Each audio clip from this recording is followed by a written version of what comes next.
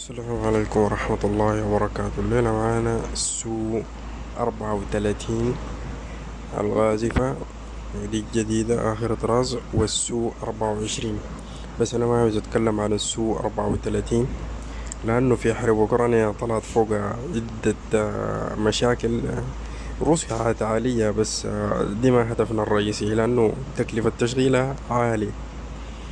فننتقل للسوق 24 مباشرة. الغازفة 24 هي مقاتلة لكل الأجواء، هجومية اعتراضية، وطورها الاتحاد السوفيتي. الطائرة ذات جناح متغير الأوضاع، يعني بتغير الأجنحة بتاعتها على حسب وضعية الطيران.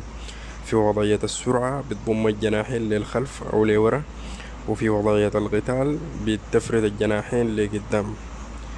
آه طبعا الطائرة بمقعدين بجانب بعضهما البعض، لطاقم مكون من اثنين.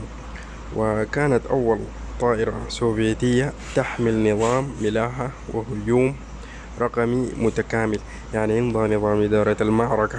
من السبعينات الطائرة دي عندها نظام إدارة المعركة، بتوريك العدو بياتو اتجاه والصديق بياتو اتجاه، وتوجه نيرانك بياتو اتجاه، أو معركة افتراضية هي بتعملها جوا وبتوجهك.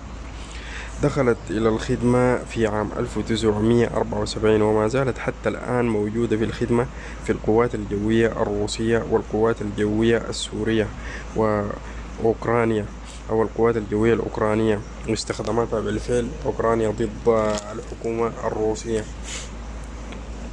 والعراق وأذربيجان وبيلاروسيا. نخش في التفصيل. النوع مقاتل لكل الأجواء. الصانع الاتحاد السوفيتي في مصنع سوخوي. أول تحليق سنة 1997. طبعا عندها نوعين، تي 60.2 أو فاصل واحد، وتي 60.21. الأولى حلقت في سنة 67، والثانية في سنة 70. العدد المنتج حوالي 1400. تمن الواحدة في سنة 1997 في الزمن ده كان 25 و24. الوضع الحالي في خدمة في عدة جيوش زي ما قلنا، زي روسيا أبرز الجيوش، والجزائر وإيران وأوكرانيا ودول كثيرة، أذربيجان، العراق. دي كلها دول مشغلة للطائرة، فطيارة ممتازة للجيش السوداني يستخدمها هنا عندنا، نظرا لأنه دي أقل من السوق ب34، سعر تشغيلها أرخص، فممكن يقتنوها من روسيا بالذات في الزمن ده، لأنه محتاجة تمويل بتبيع بأي تمن.